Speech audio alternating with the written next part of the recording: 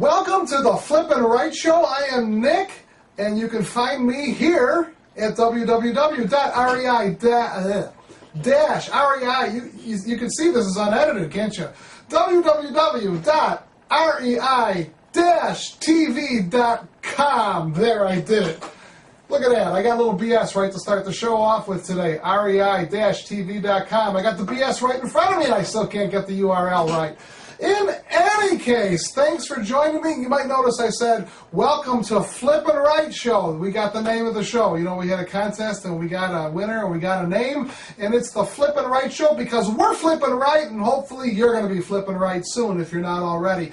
Today is Newbie Tuesday. I'm glad to be with you today. Today we help the new guys. We go over some stuff. It's a review for more of you experienced fellas and ladies out there, of course. We like the ladies.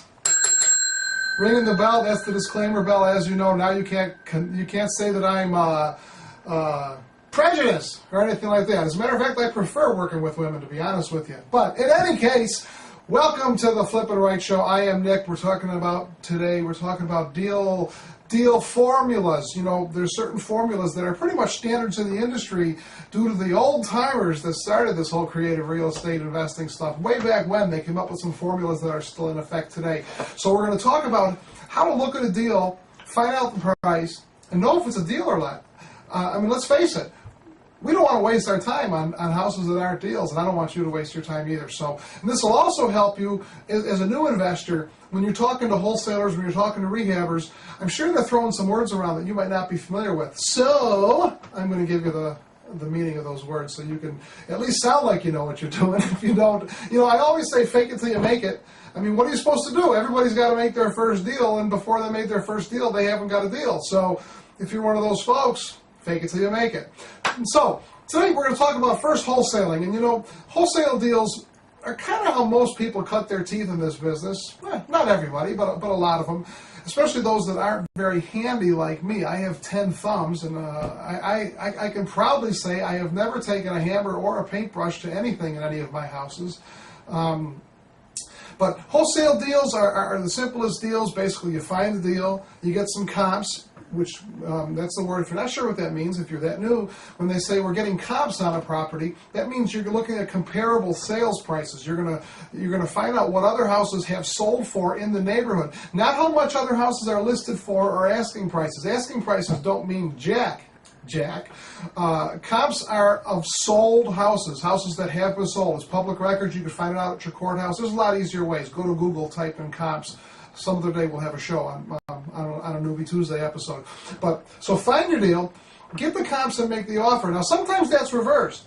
Sometimes you're talking to somebody, you got to make the offer right then and there, just to get the deal going. And then after you make the offer, if it's verbally accepted, then you come back and you run your comps and check out, you know, what the real value is. It's called due diligence. Doing your due diligence is like doing your homework, making sure that you're not getting yourself into a hole. You know, you're doing research at this point. Any deal without due diligence, without comps, without research, without checking things can get you in big trouble. So find the deal and then either make the offer and then get comps, or get comps and make the offer. I mean, if you know where the house is before you talk to the guy, I suggest you make the offer first though and get the numbers going. So you don't waste time on deals that never get anywhere. Now, in most cases, depending on how you're generating your deals, the seller's going to tell you what he's asking for. And you don't have to make an offer, and you don't have to counteroffer on that first call, especially if you're new. You know, when you talk to the seller the first time, and he says, I want $120,000. Well, you're not expected. I mean, once you know your areas, you'll know. But you're not expected. I won't say you're not expected, but you don't have to know right off the bat, well, no, that's not worth 120, that's worth 105. And I mean, there's areas that I work now that I know exactly what every house in that area is worth. You describe the house to me, I'll tell you exactly what it's worth, down to, you know, a few bucks. But when you're new, that's not going to happen. So don't be afraid to accept the offer on the phone, then tell the guy, okay, well, I need to do a little bit of homework and some research. I'm interested in the house. I'll get back to you soon. And then you come back and do your due diligence. So find the deal, get the comps to make the offer, get the house under contract, find a buyer, and close. But we're not talking about wholesaling today. That's just the gist of it. Today we're talking about how to know what the right price is. What kind of offer should you make? Because let's face it, wholesaling, you're not planning on buying the house. You're planning on, a little more BS for you, you're going to make the offer, and you know what? That's what scares away a lot of you new guys. And if you're new to the show, when I say we're giving you a little bit of BS, it doesn't mean I'm crapping you. It means I got a bandit sign with some good info. So we're giving you a little bit of BS. In any case, the formula that you're looking for, and I lost my train of thought, but that's okay. When God was handing out brains, I thought he said trains. And since I wasn't going anywhere, I told him I didn't need a long one.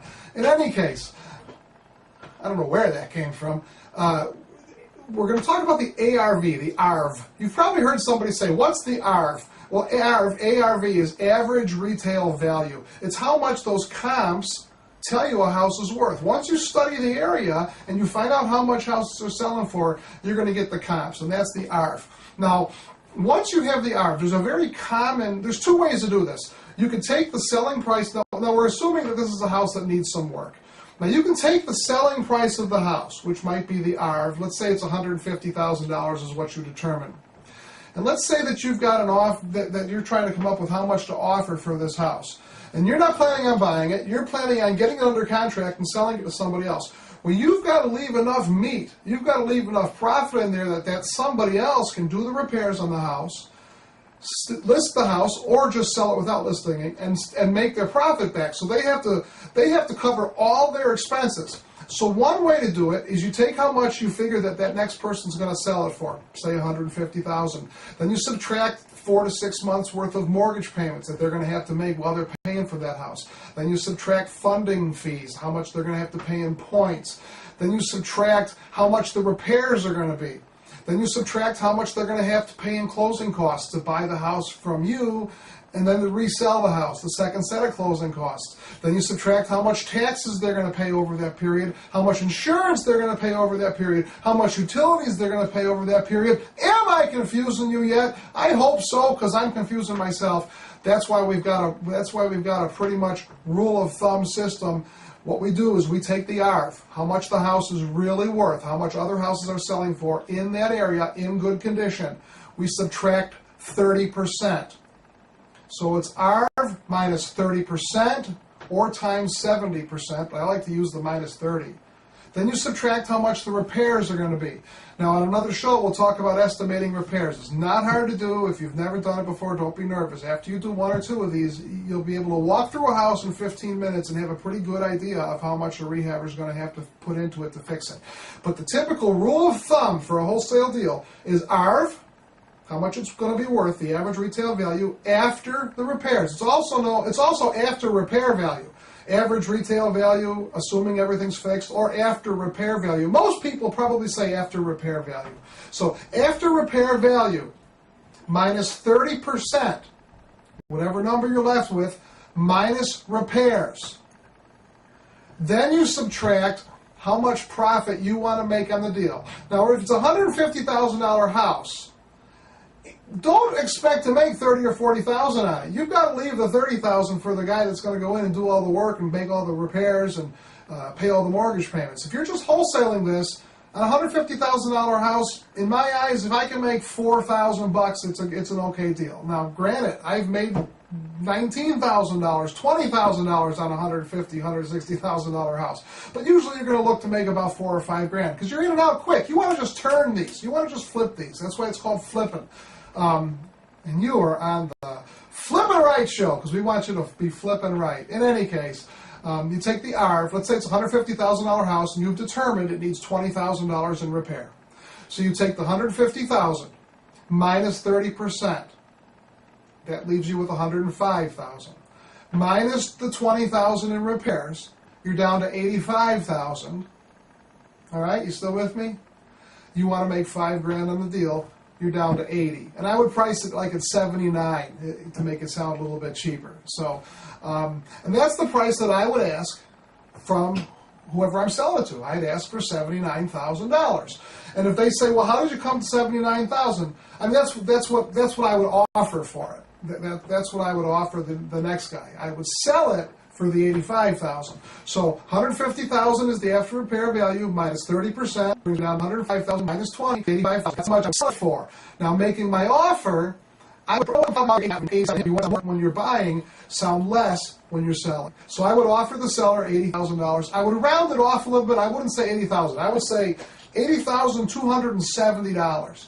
And I know that sounds goofy, but it makes it look like I really put some more thought into this. And once you've done this a few times, you'll be able to figure this out in your head quickly.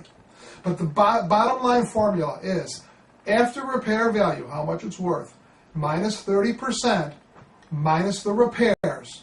That's how much most rehabbers, guys, they're going to buy a house, renovate it, and sell it retail. That's what most of them are looking for. Now, a lot of them are looking for a profit number.